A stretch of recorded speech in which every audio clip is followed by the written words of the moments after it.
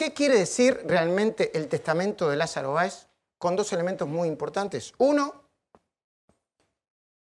que fue fechado en 2010. Lázaro Báez tenía 50 y pico de años, 54. No era ni incapaz ni demente. Se hace un testamento, normalmente, cuando uno es muy joven y siente que no está por morir,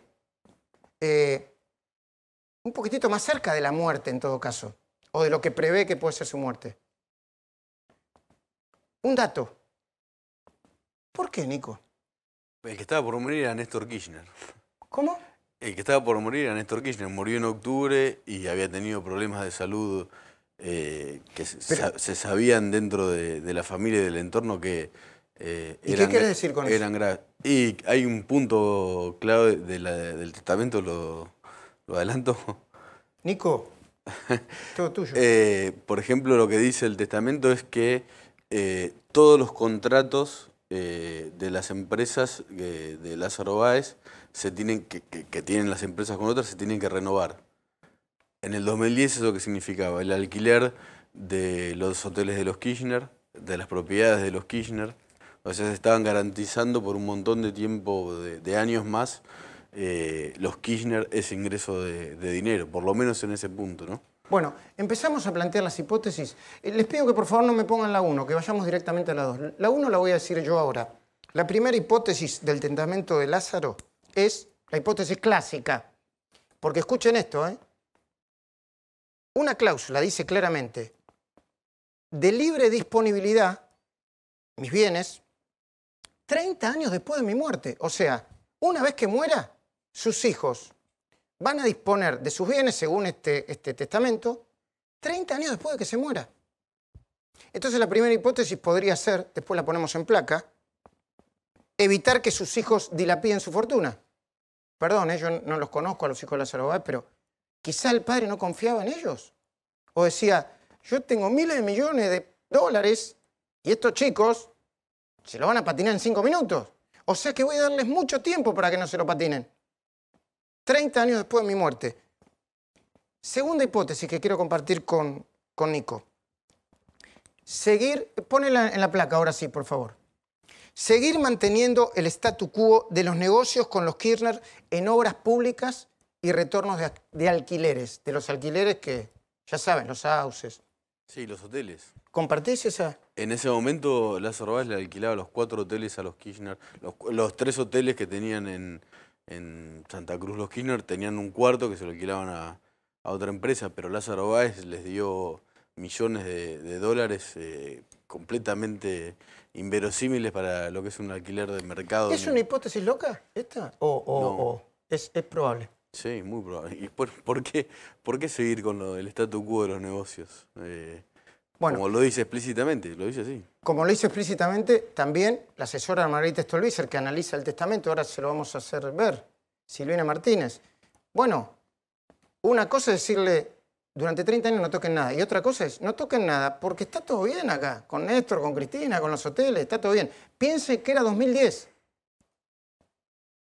Empezaron a dejar de hacer negocios explícitos Lázaro y Cristina cuando apareció la ruta del dinero acá en PPT. En 2013, pero cuenta, bueno, lo contó Leonardo Fariña, que denunció a algunos de los mencionados en el testamento, y los propios hijos de los Báez, que el quiebre es la muerte de Kirchner, octubre del 2010. Bueno, fíjense el contexto, después si podemos volvemos al contexto. El contexto tiene razón, Nico. El contexto era, Néstor, en febrero, la carótida.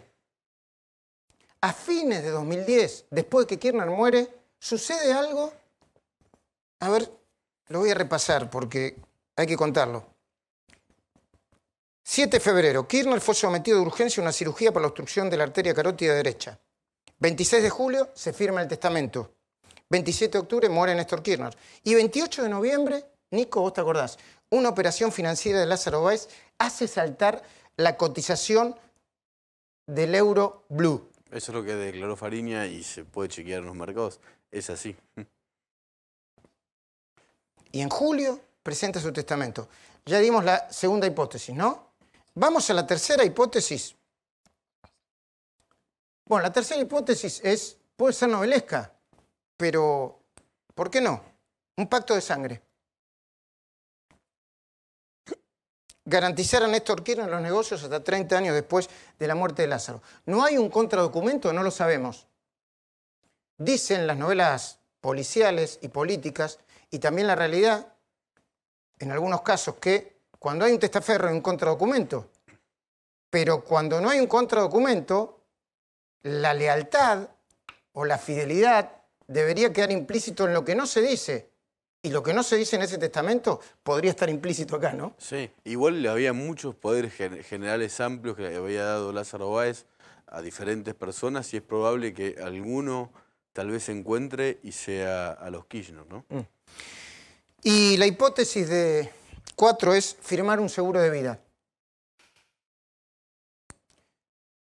Algunos dirán, qué imaginativos que son. Bueno, si vos pensás que pone en su testamento la idea de que es de libre disponibilidad los bienes para sus hijos y para su mujer, más allá de los bienes gananciales.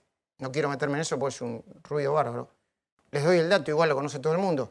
Báez ahora se divorció hace 1 año y medio aproximadamente y está con, bueno, o por lo menos dicen que está con otra mujer, que a su vez le lleva los negocios inmobiliarios, aunque no debería, y con el que tiene un hijo. Pero bueno, no nos metamos sí en las implicancias políticas de esto, pero no en lo personal.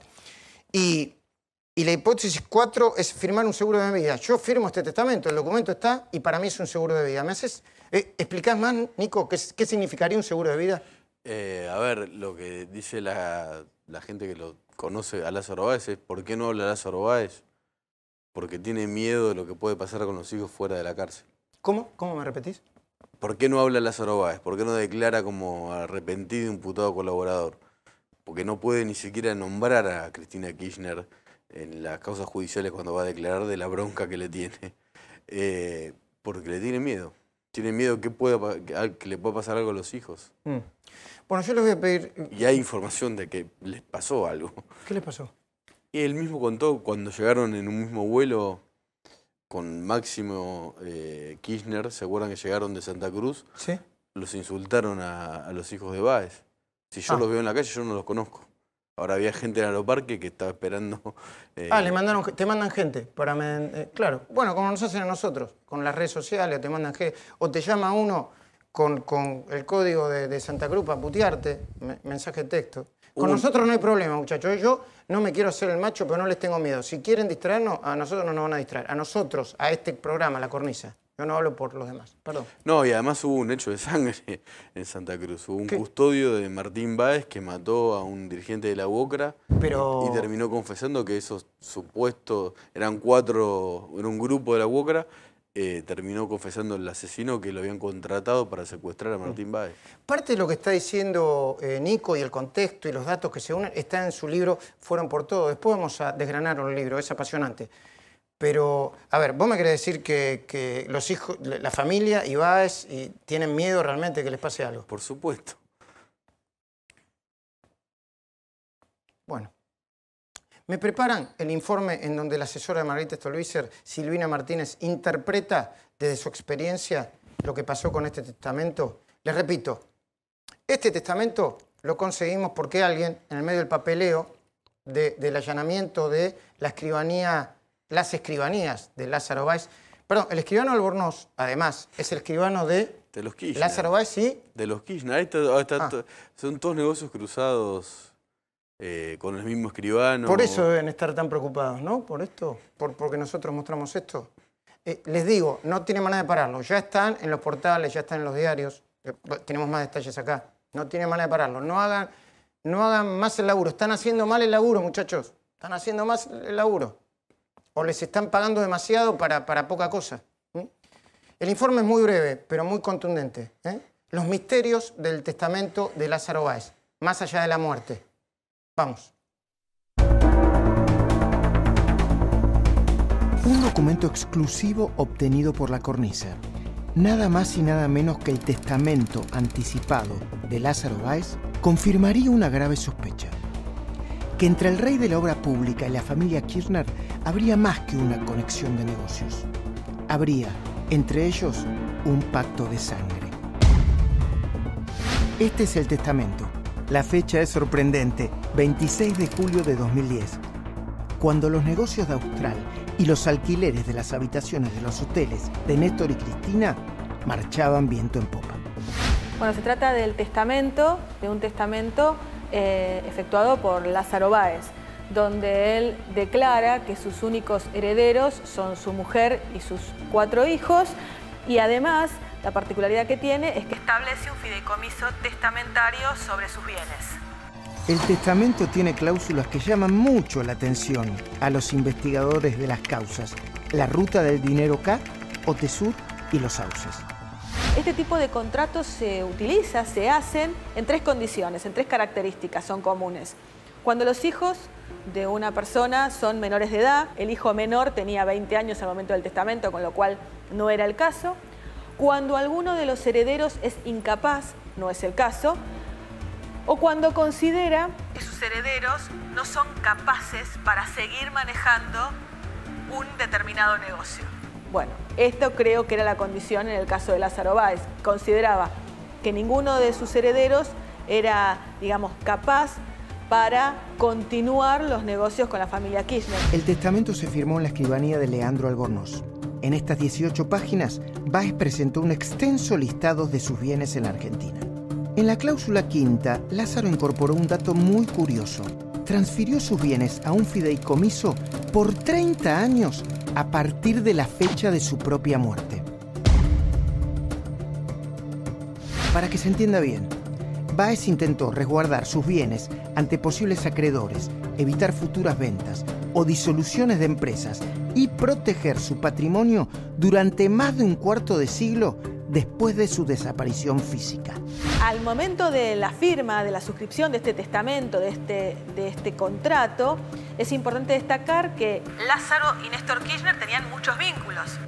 Vínculos de una amistad profunda, jugaban al fútbol, comían asados, pero además vínculos comerciales. Recordemos, Néstor Kirchner compra el Hotel Alto Calafate en el 2008, 3 días después se lo alquila a Lázaro Báez, quien compra una empresa específicamente para eso.